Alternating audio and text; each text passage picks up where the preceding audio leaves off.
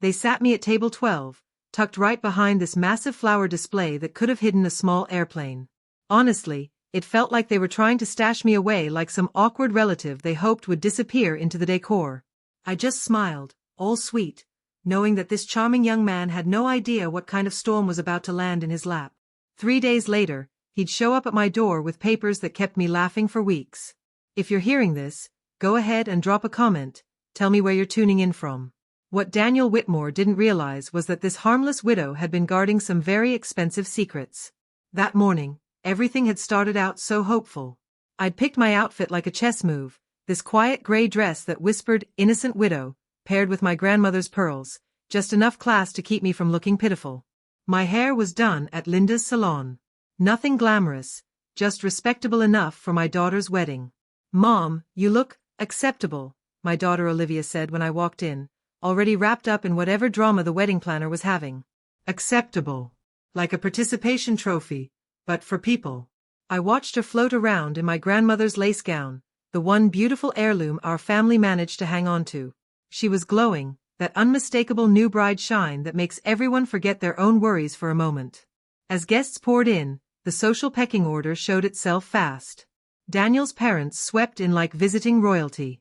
His mother, Carol, was dripping in diamonds bright enough to blind a pilot. She moved through the room with surgical precision, air-kissing the important people while looking straight through me like I was part of the furniture. I showed my table card to the poor usher. "I think there's been a little mistake." "No, ma'am. Table 12. Right behind the decorative feature." Decorative feature. That's how they politely put it. I was hidden behind enough flowers to stock a funeral home. From my little floral prison, I could only see the party reflected in the giant mirror across the room. There I was, Margaret Dawson. 72 years of wisdom tucked away like last week's paper. The ceremony, I'll admit, was beautiful. Olivia drifted down the aisle like she'd stepped out of a fairy tale, and Daniel cleaned up well in his sharp suit.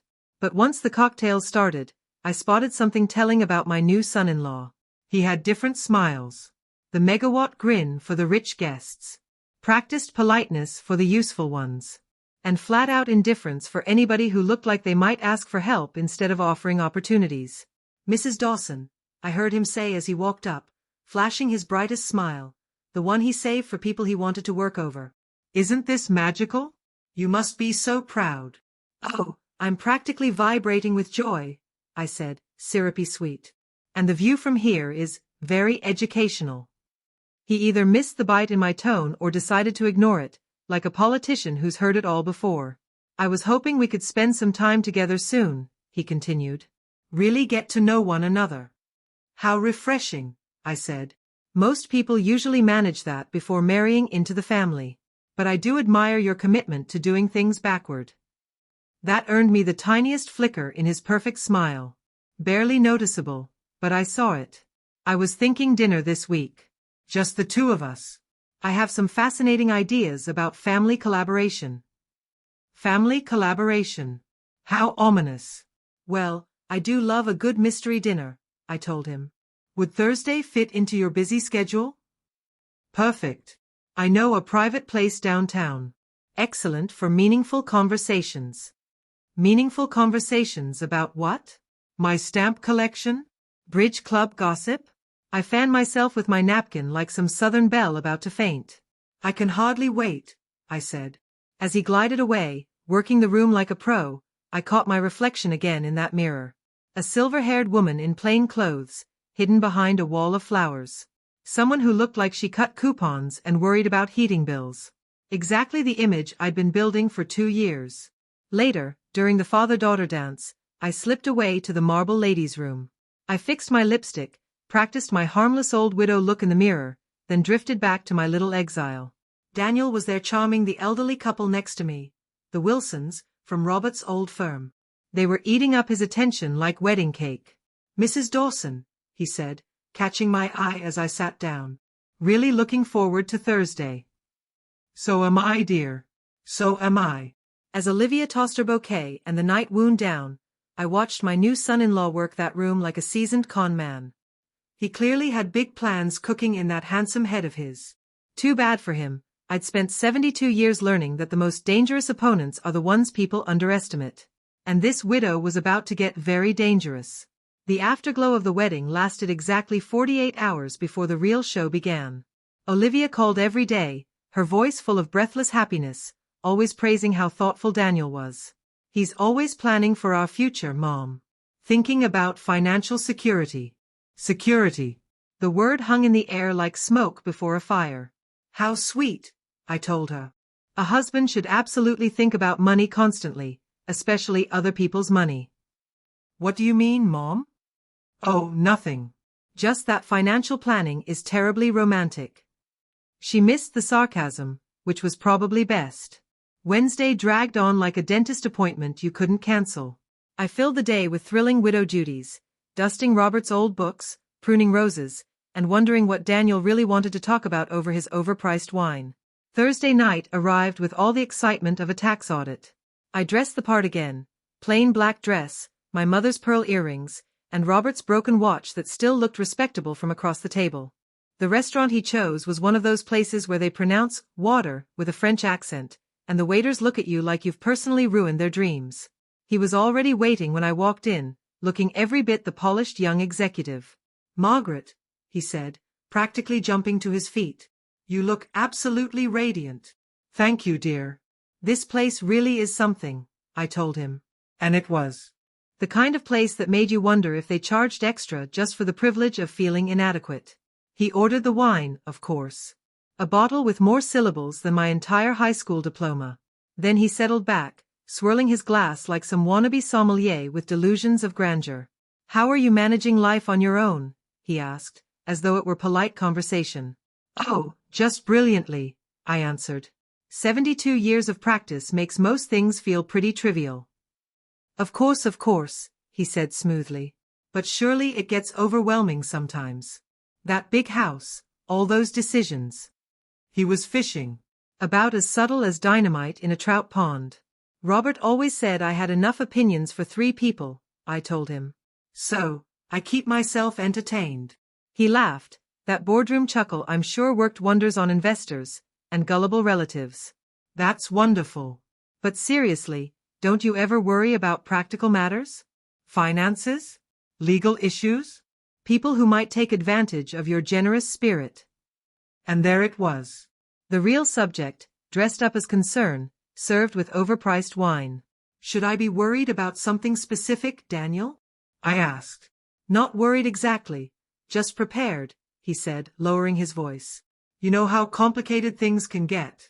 Especially for someone in your situation. My situation. Like being a widow was some rare medical condition. And what situation would that be, exactly? I pressed. He leaned closer, speaking in that confidential tone men use when they're about to explain life to the little woman. Well, living alone, making big decisions without guidance. Being vulnerable to people who might not have your best interests at heart. Vulnerable to people like him, presumably. How thoughtful. I've actually been consulting with my attorney, he went on, about protective measures for folks in situations like yours. Protective measures, I repeated, tasting the patronizing sweetness of the phrase. And what sort of protection are we talking about? With a flourish worthy of a magician, he pulled a manila folder from his jacket and placed it on the table like it was the Holy Grail. Just some basic paperwork, he said. Nothing dramatic. Safeguards in case you ever need help making important decisions. I opened the folder carefully, like I was handling a live snake. Power of attorney. Financial oversight. Medical authority. Complete control, gift-wrapped as loving concern. Well, this is certainly comprehensive, I said. My lawyer specializes in elder care, he offered proudly. He's handled many cases like yours. Cases like mine. I was apparently a case study now. How fascinating. And Olivia is aware of this thoughtful little initiative? She thinks it's brilliant, he replied. Really, Margaret, we just want to make sure you're protected from anyone who might take advantage of your trusting nature. My trusting nature. The boy had done his homework. Protected from whom, exactly? Oh, dishonest contractors. Shady investment guys. Relatives who suddenly take an interest in your welfare. The irony was so thick you could spread it on toast. How very insightful of you to anticipate such problems. It's just common sense, he said smoothly. Easier to arrange things before any complications develop. Complications like me staying in charge of my own life. I see. And this needs to be handled quickly because… well, timing matters with these arrangements. The longer you wait, the more questions there may be about your capacity to make decisions. My capacity. He was already laying the groundwork to declare me incompetent. Well, I said, closing the folder and setting my hands gently on top of it, this certainly deserves careful consideration. Relief washed across his face like he'd just signed a major client. Of course, take your time. Though my attorney did mention that prompt action would be best. Prompt action. Before I had the chance to think. Or talk to anyone with a working brain. I'll definitely want to review this with my own attorney, I told him. His smile faltered, just slightly. Your own lawyer? Oh yes. I know it sounds silly, but I'd feel better if someone explained it in terms my simple mind can understand. Margaret, I really think we should finalize this tonight. These things work best when handled efficiently. Efficiently, meaning before I realized I was being robbed. I'm sure your notary understands that important decisions shouldn't be rushed, I said lightly. My notary? His mask slipped. How did you know I brought one? Lucky guess, I said. You strike me as a man who plans ahead. He stared at me a long moment, trying to decide if I was clueless or just refusing his con. Finally, he said, of course. Take all the time you need. But his eyes told another story. They said he was finished playing games with a harmless old widow. Too bad for him. The harmless old widow was just getting started. The weekend passed in a deceptive calm. But I could feel Daniel's impatience buzzing through the phone lines like static.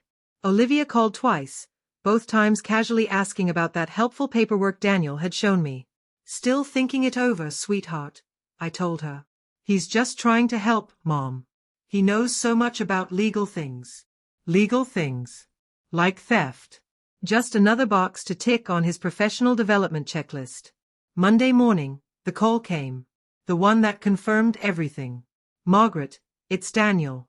I hope you've had time to think about our discussion. Oh, I've been thinking of little else, I said. Wonderful. I was hoping we could meet again this week. I've got some additional information that might clear things up. Additional information. More polished lies, no doubt. How thoughtful. Same restaurant. Actually, I was thinking somewhere more private. Maybe your home. I could bring documents that would be easier to review there. My home. Where he could push me without witnesses. And what kind of documents? Just examples of how these arrangements have helped other families. Success stories, you might say. Success stories of elderly folks who'd handed their freedom to charming predators. That sounds fascinating, I told him. Wednesday evening. Around 7. Perfect. Wednesday couldn't come fast enough. I spent those days doing what I did best. Watching, preparing, planning. If Daniel wanted to play games in my house, I'd make sure the game was rigged from the start. When Wednesday arrived, I dressed for the role. Simple gray dress, barely any jewelry. The perfect costume for a woman about to spring a very expensive trap. At exactly 7, Daniel arrived. Briefcase in hand, trust me smile plastered on his face. Margaret, he said warmly, stepping inside. Thank you so much for agreeing to meet here. I know this can all feel overwhelming, Daniel said. Oh, I'm not overwhelmed at all, I replied. Honestly, I'm finding it pretty educational. He made himself comfortable in my living room, spreading his papers across my coffee table like he owned the place. I brought some case studies of families who've benefited from these arrangements. I think you'll find them reassuring. How thoughtful, I said sweetly. But before we dive into other people's stories, I have a few questions about yours. My story? His smile flickered. Yes. I'm curious about your background. Your qualifications for managing other people's lives. Well, he began, trying to steady himself, I have extensive business experience. In what field? Investment management. Primarily. For which firm? I work independently now. And before that, various positions in financial services. Various positions, I repeated. How delightfully vague. And how long have you been protecting elderly people with their financial decisions? I wouldn't call it advising, he said quickly. It's more like protective planning. And how many elderly people have you protected? A few. Families who needed guidance. Guidance they requested, I pressed, or guidance you suggested they needed. The only sound in the room was the ticking of my grandmother's clock. Margaret, I think there's been some misunderstanding about my intentions. Oh, I understand your intentions perfectly, I told him. What I'm curious about are your methods. How you spot vulnerable targets. How you gain their trust. How you convince them to sign away their rights. I would never. Never what, Daniel? Never target elderly widows? Never manipulate them with false concern? Never steal their independence under the guise of protection? His mask cracked like old paint. You're making serious accusations. No, I said firmly. I'm making serious observations. About a serious predator who made a serious mistake. And what mistake would that be? I smiled, the kind of smile Robert used to call my steel smile. Assuming I was just another helpless widow. Margaret, I think you're confused. I'm not confused at all. I know exactly what you're doing. The question is, do you know what I'm about to do? What are you talking about? I'm talking about recording this entire conversation. I'm talking about the private investigator who's been following your moves. I'm talking about my attorney, who's preparing criminal charges. The color drained from his face like someone pulled a plug. You can't prove anything. I can prove everything. Your debts. Your gambling losses. Your pattern of targeting older women. All of it. That's impossible. Really? Then tell me, Daniel, how much do you owe in gambling debts? He froze. How do you know about that? I know everything about you, including the fact that you're not the first smooth-talking young man who's tried to separate me from my assets. The difference this time is, I was prepared. Prepared how? I stood up, lowering my voice until it could slice glass. Prepared to destroy anyone who tries to steal what my husband built over 40 years. You don't understand. I'm desperate. You need to leave, I snapped. Right now. Before I call the police. Margaret, please. We can work something out. The only thing we're working out is whether you walk out voluntarily, or in handcuffs.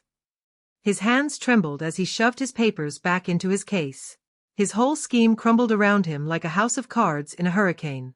This isn't over, he muttered. Yes, it is, I said, thinking of Robert's secrets waiting in the basement. After he left, I poured myself a glass of Robert's best wine and sat in the quiet kitchen. Tomorrow, I'd open the safe in the basement. Tomorrow, I'd finally face what my husband had hidden. Tonight, I'd just savor the look of panic in Daniel Whitmore's eyes when he realized he'd picked the wrong widow. Some predators learn too late that sometimes the prey has sharper teeth than the hunter. The next morning, I stood at the top of the basement stairs, Robert's key cold in my hand, my heart pounding. For 2 years, I'd avoided this. Too much grief, too much fear of what I might find. But Daniel had given me the perfect reason to face it now. The basement smelled of old paper and Robert's cologne, still clinging faintly to the clothes he left hanging in the corner. His desk sat exactly as he'd left it. Crossword puzzles, coffee-stained coasters, his reading glasses of 40 years.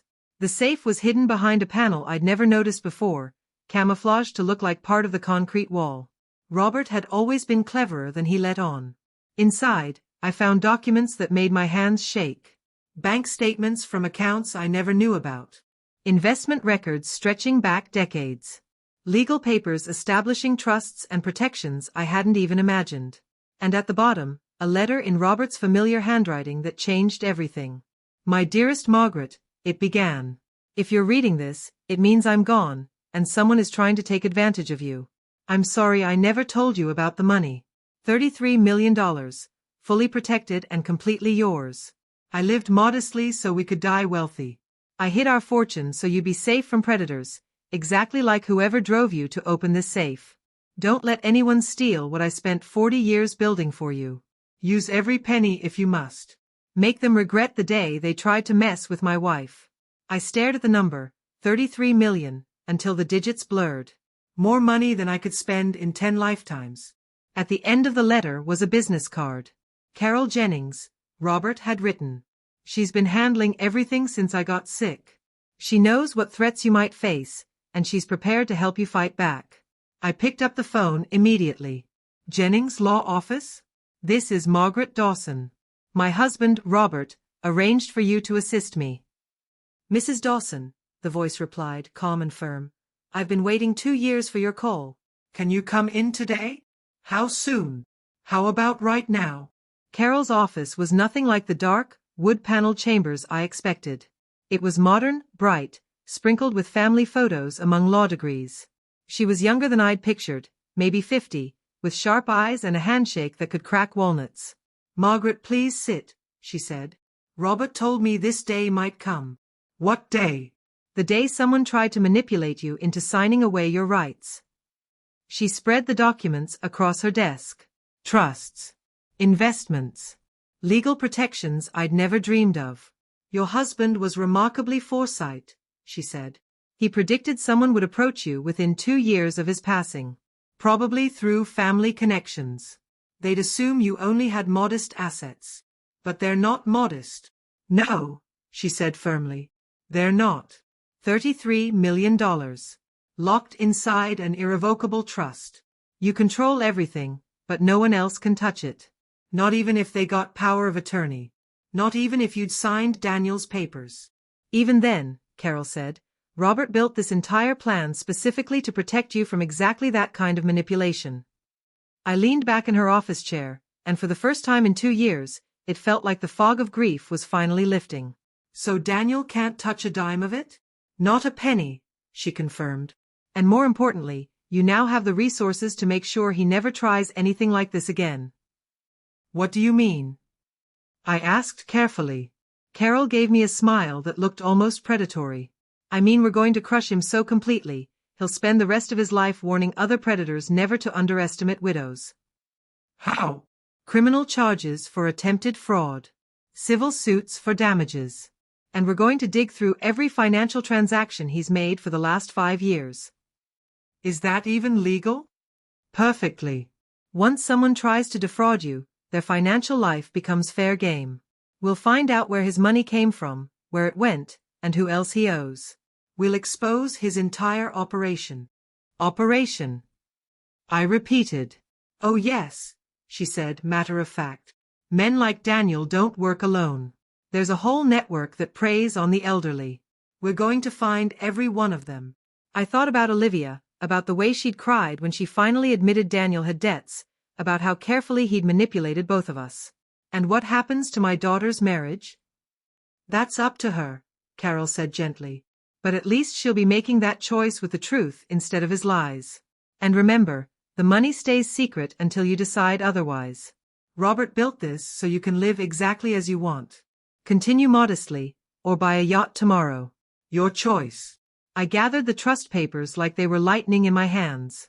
When do we start fighting back? Carol's smile sharpened. We already did. The moment you walked in here, Daniel Whitmore stopped being the hunter and became the prey. Driving home, I couldn't stop thinking about Robert's letter. He had known. He had prepared me. He had armed me for a war I didn't even realize was coming. And most of all, he had given me permission to win. That evening, Olivia called. Mom, Daniel's acting really strange. He won't tell me what happened at your meeting, but he's upset. We had a fascinating little chat about his plans for my future, I said. What kind of plans? The kind that assume I'm too stupid to protect myself. Mom, he's just trying to help. Sweetheart, there are things you don't know about your husband and about our family finances. Tomorrow, I think it's time you learned the truth. The truth about what? The truth about what your father really left me. And the truth about what I plan to do to anyone who tries to steal it. There was a long silence on the line. Mom, you're scaring me. Good, I said. It's about time someone in this family was properly scared. After she hung up, I sat in my kitchen holding Robert's letter, thinking about $33 million, and the war it was about to buy me. Daniel Whitmore thought he was hunting a helpless widow. What he didn't realize was that he'd walked into the lair of a very wealthy, very angry dragon. And dragons don't negotiate with thieves. They burn them. Friday morning came with Carol's call, and the sweet promise of revenge. I found a prosecutor who specializes in elder fraud, she said. She wants to meet with you today. How soon? This afternoon. She thinks Daniel may be part of something bigger. If we can prove it, we can bring down the whole network. That afternoon, I found myself in the district attorney's office, shaking hands with Sarah Kim, a sharp-eyed prosecutor who looked like she ate insurance scams for breakfast. Mrs. Dawson, tell me about your son-in-law's approach. I walked her through everything. Every conversation. Every manipulation. Every carefully chosen lie Daniel had fed me and Olivia. Classic, Sarah said, jotting notes. Family connection. Financial pressure. Urgency to sign. He's done this before. How can you tell? Because amateurs slip up. Daniel knew exactly which emotional buttons to push, which legal phrases to use, how to pace the timeline. This is his trade. So what do we do? I asked. We set a trap, Sarah said. Make him believe he's won. Then document every move he makes. Carol leaned in. What kind of trap? Mrs. Dawson calls him. She says she's reconsidered. She wants to move forward. We record everything, his response, his instructions, his timing. And then we arrest him the moment he shows up with a notary to make it official. I couldn't help but smile, picturing Daniel's desperate face, his debts closing in, convinced he'd cornered a helpless old woman. When do we spring it? Monday, Sarah said. That gives us the weekend to wire the house and get the police in position. Saturday, I rehearsed. Practiced my sweet, grateful widow voice, polished my lines about how safe I'd feel with Daniel protecting me. Sunday brought Olivia, worried and confused. Mom, Daniel keeps asking about Dad's finances. About whether you might have hidden accounts. Investments. Why does he care so much? What did you tell him? That I don't know anything. But why is he so interested? I looked at her, my beautiful, trusting daughter, completely blind to the fact her husband was a predator circling her mother like a vulture. How desperate is he? She asked. Desperate enough to steal from his wife's mother. Her eyes widened. You really think he'd try that? I know he would. The question is whether you're ready to see the proof. What kind of proof? The kind that may wreck your marriage, but will save your mother. Olivia was quiet for a long time. Finally, she whispered, Show me. Monday morning, I picked up the phone and delivered the performance of my life. Daniel, it's Margaret. I've been thinking about our conversation. Oh. His voice was calm, but I could hear the excitement underneath. I think you're right. I do need protection. I'd like to move forward with those papers. That's wonderful, Margaret. When would be convenient? As soon as possible. The weekend made me realize how vulnerable I really am. Perfect. I can have everything ready this afternoon. This afternoon? I let a quaver of elderly uncertainty slip into my voice. These things work best when handled quickly, he said. I'll bring my notary. You'll be completely protected. Protected from him. Well, if you think that's best. I do.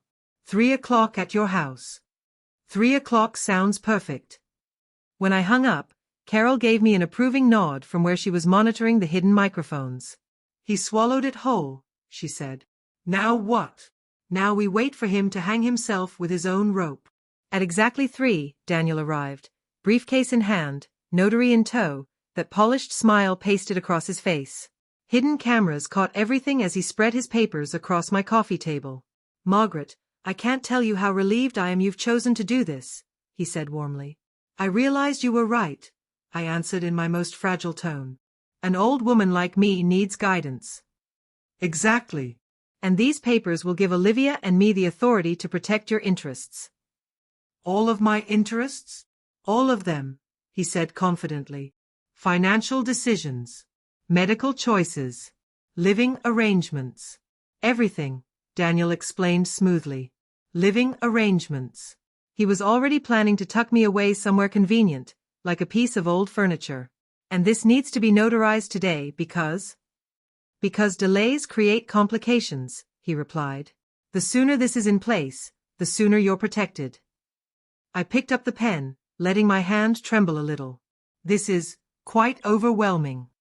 I know it seems complicated, he soothed, but trust me, this is the best thing for everyone. Trust him. The man stealing my life while promising to protect it. I signed the first page, then stopped. Daniel, can I ask you something?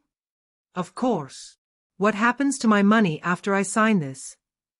Your money will be professionally managed. No more worrying about investments or bills. By whom? By people with experience. People like Olivia and me. Yes. I signed the second page slowly. And if I change my mind later? Well, that would depend on your mental state at the time.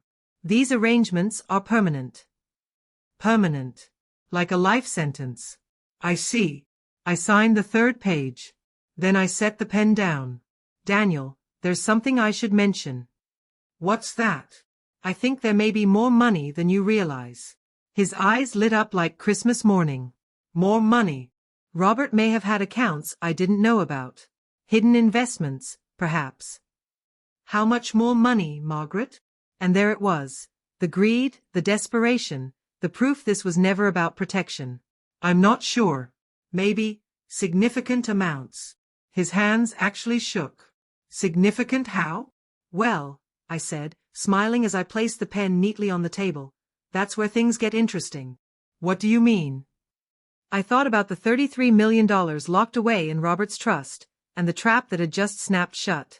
I mean, I said, you're under arrest, Daniel. You have the right to remain silent. The police stepped out from their hiding spots as his face went white. You can't. I can. And I did. Now you're about to learn what happens to predators who choose the wrong prey. As they led him out in handcuffs, he screamed about entrapment, about legal tricks. But all I heard was justice being served, with a $33 million side of revenge. That night the news broke. Local businessman arrested in elder fraud sting. Daniel's perp walk played on every channel, his face twisted with rage. Olivia called me, sobbing. Mom, what have you done? I've protected myself from your husband's attempt to steal my independence and my assets. But the arrest, the charges, this will ruin him. Good, I said flatly. That's the point. How can you be so cold? How can you defend a man who tried to rob your mother? An hour later she showed up at my house, red-eyed. I sat her down and played the recordings, every greedy word, every manipulation, every detail of his plan to lock me in a nursing home and strip me of everything Robert left me. But he loves me, she whispered. He loves what he thought you could give him. That's different. Then I showed her the records Carol had uncovered, gambling debts, fake businesses, a trail of widows he'd targeted before me. This isn't his first time, Olivia. You married a professional predator. She stared at the evidence, shifting from denial to anger to heartbreak. What am I supposed to do now? Whatever you want. But you'll do it with the truth, not his lies. Tuesday, Daniel's father showed up, pompous and furious. Margaret, you've destroyed my son's life over a misunderstanding. I exposed your son's crimes, I corrected. He was trying to help you. He was trying to rob me. The recordings don't lie. This is vindictive. Cruel. This is justice. Your son preyed on elderly women. Now he'll face the consequences. Wednesday brought his bail hearing. He tried to play the part of a loving son-in-law, tricked by a paranoid old widow. The judge wasn't fooled. Mr. Whitmore, the evidence shows a systematic attempt to defraud an elderly family member. Bail is set at $500,000. $500,000. Money Daniel didn't have. He'd be sitting in jail until trial. Thursday, Carol arrived with news that made my coffee taste even sweeter. The FBI's interested, she said. They think Daniel's tied to a multi-state elder fraud ring. How big? Dozens of victims. Millions in losses. If they flip him, they could bring down the whole network. And will he cooperate? Depends on how much prison time he's facing. 20 years makes people talk. By Friday, Olivia had made her choice. She filed for divorce, irreconcilable differences and emotional fraud. I can't stay married to someone who tried to rob my mother, she told her lawyer. What about the house, the cars, the lifestyle? All of it was bought with lies. I don't want any of it. She moved back to town, renting an apartment near me. Changed by the experience. Stronger. Wiser. I feel so stupid, she confessed one night on my porch. You're not stupid. You trusted someone you loved. That's human. He was simply very good at what he did. But all the signs were there, she said. The money, the vague answers, his sudden interest in you after we got engaged. Professional manipulators are trained to exploit trust, I told her. How did you know? I didn't at first. But your father left me resources. Tools. The kind that turn helpless widows into dangerous enemies. Mom, exactly how much money did Dad leave you? Enough, I said, to destroy anyone who tries to steal it. The trial began in September. Daniel's lawyer tried everything: diminished capacity, entrapment, family misunderstanding. None of it worked. The recordings sealed his fate. The pattern of his victims was undeniable. When the jury heard him talking about my mental state and his plan for permanent control of my assets, even his own lawyer looked disgusted. It took the jury 47 minutes. Guilty on all counts. At sentencing, the judge stared him down. Mr. Whitmore, you systematically targeted vulnerable elderly people. You stole their savings, their independence, their dignity. You exploited family ties and showed no remorse. The court sentences you to 18 years in federal prison. 18 years. Daniel would be 55 when he got out, if anyone would even hire an ex-con with an elder fraud conviction. As the guards led him away, he glared at me with pure hatred. This isn't over, old woman. I smiled sweetly. Yes, it is. After the trial, Carol and I celebrated at the very same restaurant where Daniel had first tried to con me. She raised her wine glass. You realize you've become something of a legend in elder law circles? Legend? I asked. You're the widow who fought back and won. You've inspired other victims to come forward, other families to ask hard questions. Good, I said. No one should ever suffer what he had planned for me. And what's next for you? She asked. I thought about Olivia, rebuilding her life with scars that had made her wiser. I thought about the other victims Daniel had chewed through. I thought about Robert's trust, and the power he'd left me. Next, I make sure this never happens again. Not to me. Not to anyone. And how will you do that? By using every resource at my disposal to hunt predators before they find their next victim. Carol's smile turned sharp. That sounds expensive. I can afford it, I said simply. That night, I sat at my kitchen table, Robert's letter spread in front of me. He'd known this day would come. He'd prepared me. He'd armed me with the tools to win a war I hadn't even realized was being fought. But more than that, he had given me permission to be dangerous. Daniel Whitmore had learned too late that some widows bite back. And some bites are fatal. The aftermath of his conviction brought unexpected visitors. On Tuesday morning, Olivia's mother-in-law, Carol Whitmore, arrived dripping with desperation disguised as dignity.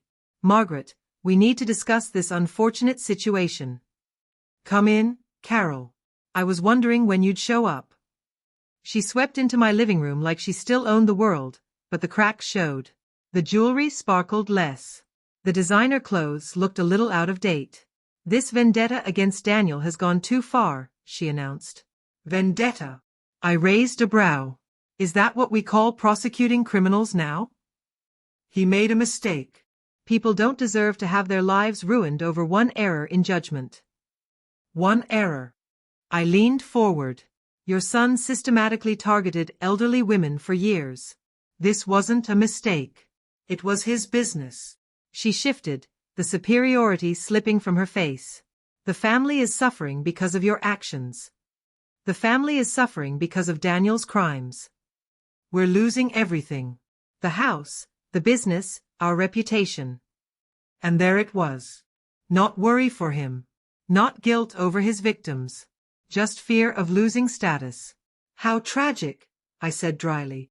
I'm sure the widows he robbed would weep to hear about your inconvenience. You don't understand. We have obligations. You had an obligation to raise a son who didn't prey on the vulnerable. How'd that work out? Her composure finally cracked. What do you want from us? Nothing. I already got what I wanted. Justice. There must be something. Money. A public apology? Surely we can work something out. I studied her face, the desperation bleeding through. Actually, yes. There is something you can do. Hope flickered in her eyes. What? Disappear. Move away. Change your name. Make sure no one in your family ever targets another elderly person again. That's unreasonable. No. Prison is unreasonable. Poverty is unreasonable. Losing your independence to a predator is unreasonable. My request is perfectly reasonable. She left without another word, her dignity in tatters. Wednesday brought Daniel's former business partner, a greasy man named Richard. Mrs. Dawson, I think we can help each other. I doubt that, I said. I have names, victims, amounts, methods, information that could help you recover money. In exchange for leniency for Daniel, reduced sentence, maybe parole. I laughed, actually laughed, at his audacity. Richard, let me explain something. I don't negotiate with criminals. I destroy them. You're making a mistake. We could be allies. You'll be valuable inmates, I said coolly.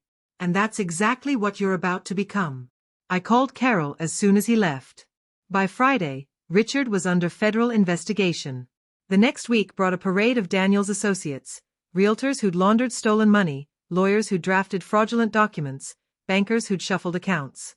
One by one, I sent them straight to Carol and the FBI. You're building quite the reputation, Carol told me during one of our weekly meetings. Word is spreading that targeting you was Daniel's fatal mistake. Good. Fear makes an excellent deterrent. The federal prosecutor says your case is going to change how elder fraud is prosecuted. How so? Usually they snag one or two crooks and call it a day. But your case is giving them the keys to an entire criminal network. And the other victims? I asked. 37 confirmed so far, with more coming forward every week. Over 12 million stolen. 12 million, I muttered. All from elderly people who trusted the wrong person. Most of it will be recovered, she said. Federal forfeiture laws are on your side. And Daniel's assets? Being liquidated. The house, the cars, the jewelry. Everything. Proceeds will go to victims, including you. I wasn't actually robbed. I never signed. Then your share could be huge. Then it goes to the others, I said firmly. That evening, Olivia came for dinner, looking healthier than I'd seen her in months. The divorce is final, she told me. How do you feel? Free. Terrified, but free. Terrified of what? Of making the same mistake again. Of trusting the wrong man. What Daniel did wasn't your fault, I reminded her. But I brought him into our family. I gave him access. And when you learned the truth, you chose justice over comfort. That takes courage. She hesitated. Did it ever occur to you that you might be in danger? That his friends might retaliate? I smiled, thinking of the security measures, the FBI connections, the public spotlight. Let them try, I said. I'm not the helpless widow they think I am. No, Mom. You're definitely not. That night, after she left, I sat quietly, reflecting on how much had changed since the day Daniel first tried to charm me into submission. 6 months ago, I'd been hiding, keeping my head down, pretending to be small. Now, I was someone whose calls got answered, whose warnings got action, whose enemies landed in prison. But more than that, I had become someone who mattered to people who needed protection. The phone rang, pulling me out of my thoughts. Carol's voice crackled with excitement over the phone. Margaret, we just got a break in the federal case.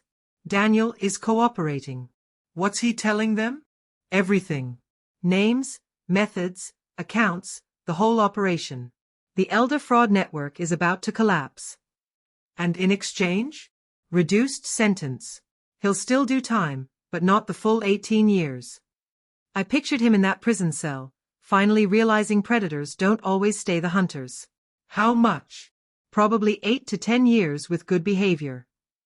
8 years. Daniel would be 43 when he got out, with a federal conviction that would shadow him forever. That was acceptable. There's something else, Carol added. The prosecutor wants to interview you about creating a victim advocacy program. What kind of program? Training law enforcement, supporting victims, funding prosecutions. They want to use your case as the model. I smiled, thinking of Robert's legacy, how he'd prepared me not just to survive but to fight for others. Set it up. As I hung up, I realized something extraordinary. Daniel Whitmore had tried to steal my independence and ended up giving me purpose. Some mistakes are costly. His had cost him everything, and given me the perfect mission. The federal prosecutor's office felt different from the local cops. Sharper. More serious. More expensive. Agent Sarah Torres greeted me with the kind of respect usually reserved for political donors. Mrs. Dawson, your case has become our gold standard in elder fraud prosecutions. How so? Most victims are too ashamed or confused to fight. You not only fought, you dismantled a network. I had resources, and you used them strategically. That's why we want to talk. She spread files across the conference table, photos, bank records, charts of the whole network. 39 victims across 6 states. Average loss, $300,000 each. Total damages, $15 million. 15 million. Stolen from elderly people who trusted the wrong charming young men. What happened to them? I asked quietly. Most lost their independence, their savings, their confidence. Some were forced into nursing homes. 3 died while their assets were being drained. 3 people dead, robbed until the end. The number hit like a punch.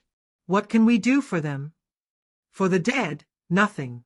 For the survivors, everything, if you're willing to help. What kind of help? She slid a fat folder toward me labeled Victim Advocacy Initiative. We want to build a program that does for others what you did for yourself. Legal aid. Financial protection. Prosecution support. And the funding? Federal grants. Asset forfeitures. Private donations. Private donations.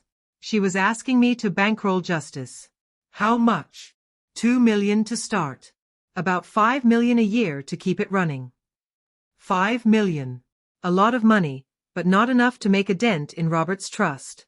And in exchange, we'd dismantle every fraud ring in the country. I thought of the 3 who had died, and the dozens more who'd lost everything. Where do I sign? It took 3 hours of paperwork. When we finished, I was the primary backer of the most comprehensive elder fraud prosecution program in U.S. history. Mrs. Dawson, Agent Torres said, you just declared war on a multi-billion-dollar criminal industry. Good, I told her. Wars keep life interesting. That evening, Olivia and I celebrated over dinner at the same restaurant where Daniel had once tried to manipulate me. Mom, are you sure about spending so much money on strangers? They're not strangers. They're people targeted by predators like your ex-husband. But 5 million a year is less than I earn in investment income.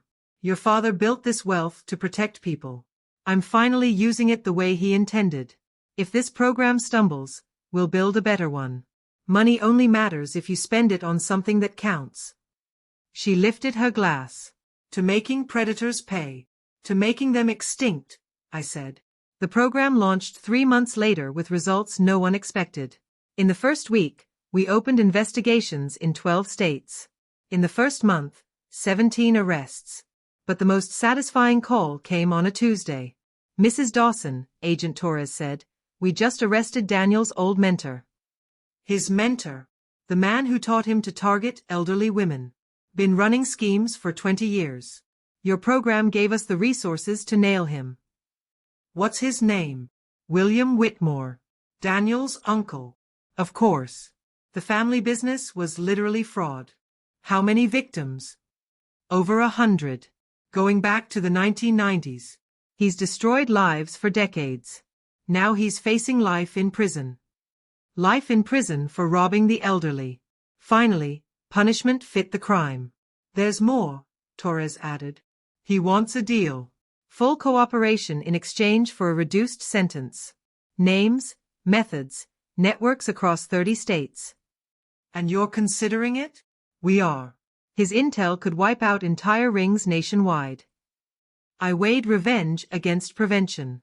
Justice for past victims against saving future ones. Take the deal, I said, but make sure he serves real time. At least 15 years. 15 years. He'd be 80 if he made it out alive. Acceptable.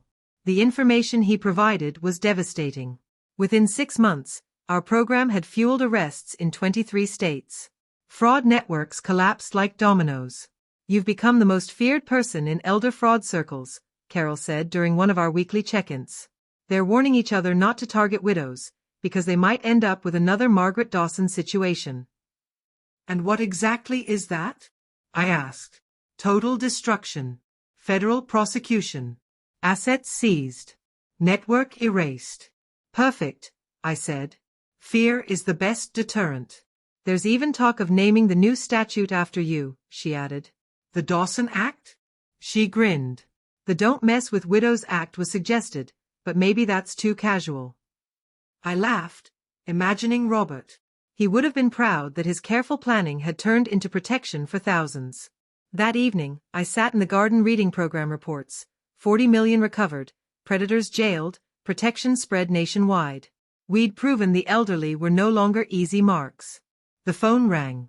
Mom, turn on Channel 7, Olivia said. The news showed the largest elder fraud network in U.S. history collapsing, 43 arrests across 15 states. I thought of Daniel in prison, of his uncle facing life, and of victims finally safe. It feels like your father's money is doing exactly what he intended, I told her. Turning widows into dangerous enemies. 2 years later, a letter arrived from Evelyn Parker, Daniel's first victim. I got my house back. More importantly, I got my confidence back.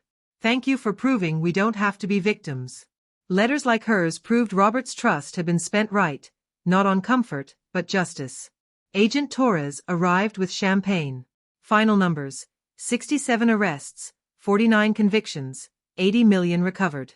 93% of victims made whole. Your case changed federal policy. We treat elder fraud as organized crime now. I laughed. Daniel Whitmore had become a cautionary tale, the Whitmore disaster. Soon after, Carol called. Margaret, the U.S. Attorney wants to nominate you for the Medal of Freedom. The highest civilian honor. If it helps victims fight back, I'll accept, I said. 6 months later, I stood in the White House. 2 years ago, I was a widow trying to avoid trouble. I learned something important. Trouble doesn't avoid you. When someone tried to steal my independence, I discovered the best defense against predators is becoming more dangerous than they are. The applause thundered. Looking into the cameras, I delivered one final message. To anyone who preys on the elderly, we're watching. The Medal of Freedom ceremony was surreal. I stood before senators, leaders, and cameras, warning predators. We're organized, we're well-funded, and very angry. Find another line of work. The ovation lasted minutes. Later, Olivia teased me at the hotel bar. Mom, did you just threaten criminals on national TV?